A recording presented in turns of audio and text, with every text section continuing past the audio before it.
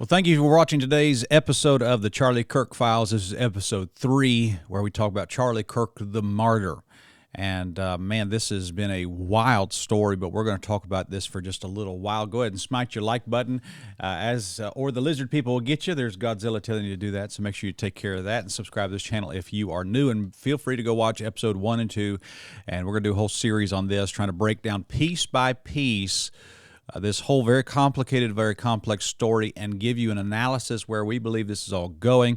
This is a religious movement. Don't kid yourself. This is it guised itself really as a political thing, but this is a religious movement, and therefore we are going to speak about this as such. And so go ahead and smite your like button on this video and be ready to watch the rest of them as they come out. So Charlie Kirk was assassinated politically.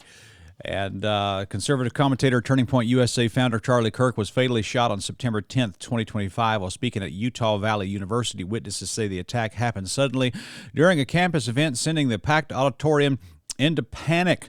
And emergency crews rushed Kirk to a local hospital, but he later succumbed to his injuries.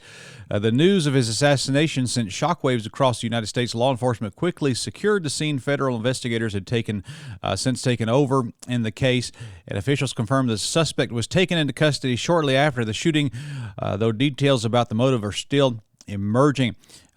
Tributes poured in from across the political spectrum. Supporters remembered Kirk as a fiery voice for conservative values and tireless advocate for young Americans through his organization, Turning Point USA. Even though they often opposed him politically, acknowledged the gravity of the loss and condemned the violence. And so there's a lot of things that happen here. And really, I got to be honest, man, when I saw the video, and I saw it on Twitter, which is X now, and there's everything on there, man, I knew instantly he had been shot with a high-caliber bullet and that he most likely was not going to survive. There's been a lot of speculation as to the conspiracy theories around this, and next episode we'll talk about some of the conspiracy theories surrounding the assassination of Charlie Kirk. But no doubt this was politically motivated. This was a person that had been radicalized by the college campuses that Charlie Kirk was trying to speak into, and that there was a political left agenda here. Now, we want to talk about the man, the motive, and the martyr. And there's a lot. This whole thing is so wild. This is going to go down in history as like the JFK assassination of our day. There's so much here, things that don't add up, conspiracy theories being floated, and I guess the conspiracies are founded because ever since 9/11, we've all been lied to about everything. So I guess we just have to, we're just all locked into, if the government says the sky is blue, then we need to question that. But this is an article here from the BBC, and they're outlining the motive of the shooter. And it says right here, prosecutors also gave further detail that could point to a possible motive, although there is still much that is not known. According to an incident, Robinson's mother told police over the last year or so, Robinson had become more political and left-wing, more pro-gay and trans rights oriented. And in family conversations before the shooting, Robinson allegedly accused Kirk of spreading hate. Prosecutors say Robinson left a message for his roommate, quote, "I had the opportunity to take out Charlie Kirk, and I'm going to take it." During Tuesday's news conference, Utah County Prosecutor Jeff Gray said instead of deleting the messages like Robinson asked, the roommate provided the missives, well, that's a weird word, to police. And so basically you have people here that are saying that this was a political motivated thing. And apparently the reports that I've read said that his roommate was a transgender human.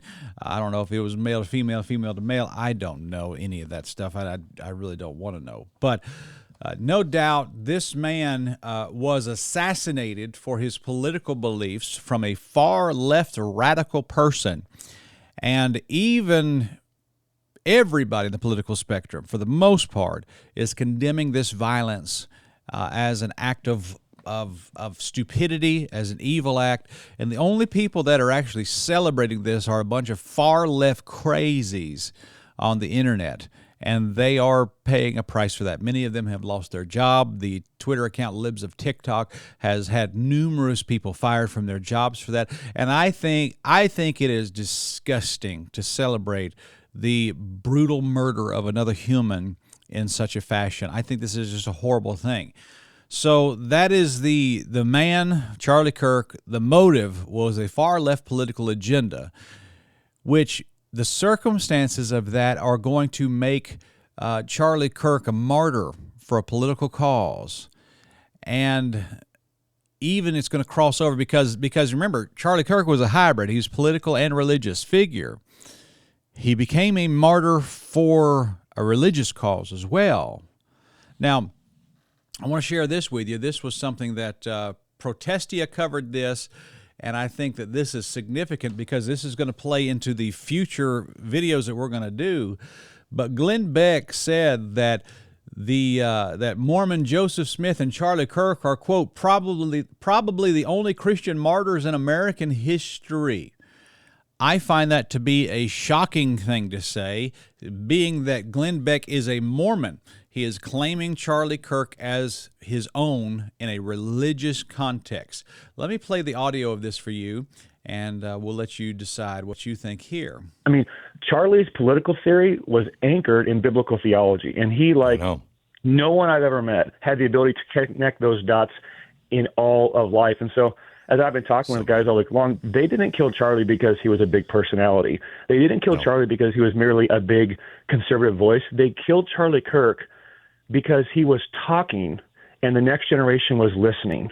He was pointing them to the glory of Jesus, the good news of the gospel, anchored in the truth of God's word, and that's why they had to kill him. So he is absolutely, in every sense, I believe, a Christian martyr, and maybe potentially the first public figure Christian martyr on American soil. We have the Jim Elliot, Joseph Smith. You know, I know we disagree. I know we disagree on theology at some, but I would have to throw in, because I thought about this.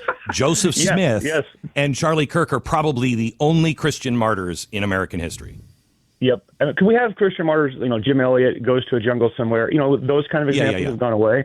Yeah. But on American soil, at an American university, captured by 3,000 cell phones from every possible angle, this one was just different. Yeah, it was. It was. Now, I want you to notice that the person, Josh McPherson, I'm sure was probably caught off guard by Glenn Beck's comments.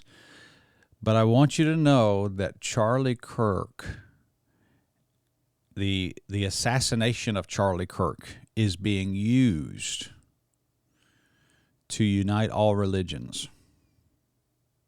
Glenn Beck, in his mind, equating Joseph Smith. And by the way, Joseph Smith was not a martyr. Joseph Smith was killed because he was a total degenerate sex pervert. Like, he was killed up in Illinois because everybody got sick and tired of him trying to cohabitate with their wives. Let's just put it that way. Joseph Smith was killed because a bunch of red-blooded American men got sick and tired of Joseph Smith trying to defile their 13-year-old daughters. That's a fact. Like, Joseph Smith went out to Illinois and started a cult. He got run out of New York and went to Illinois and tried to start a cult, okay? And he said, you know, if we're going to live here, we need an army. We need people to protect us. And so he had like 2,000 soldiers. He had a standing army that at the time probably could have taken on the continental United States Army. He was a threat, military. Like, the guy was a warlord. And he everybody in this little town that he did, he was trying to have, you know, let's share wives. I mean, the guy, I mean, there's so many things I could say about the perverse sexual nature of Mormonism and Joseph Smith. There was so much about that, okay? And he made a lot of people mad, obviously. But a lot of these idiots shared their wives with Joseph Smith. And a bunch of guys says, you know, there's something wrong with this. We're going to get out. And they went to the next town over. They bought a printing press, and they started printing a newspaper about the degenerate, vile junk that Joseph Smith was doing over there in that compound. And Joseph Smith sent his army over there with men with guns to arrest the people with the printing press and to destroy the printing press. And when that happened, the governor of the state of Illinois sent the militia out there to confront Joseph Smith over all that. They put him in jail, and then and while he was in jail, a bunch of men heard that they were going to go release Joseph Smith from jail. And a bunch of regular people went to the jail and says, we've had enough of this guy, and they ended up shooting him and killing him. Is because, and so Glenn Beck, you sick freak. Are you insane? Glenn Beck is a damnable heretic. Joseph Smith, to make him a Christian martyr, why don't you just make Hugh Hefner a Christian martyr too? While we're at it, let's just make Lady Gaga a saint of the church too. Why don't we do that? I mean, what is? Are you crazy? This is to equate Charlie Kirk with perv Joseph Smith is one of the most unhinged theological takes I've ever heard in my life. That's nuts. And I mean, if you don't believe me, just go read a Wikipedia page about the death of Joseph Smith. Go read it. Go read the history.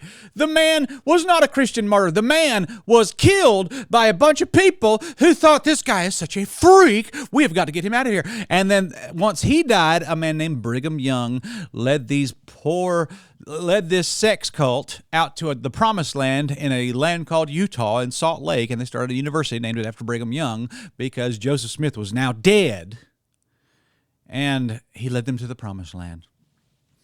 Mormonism is a sick religion, but now with the death of Charlie Kirk, Mormonism is being folded.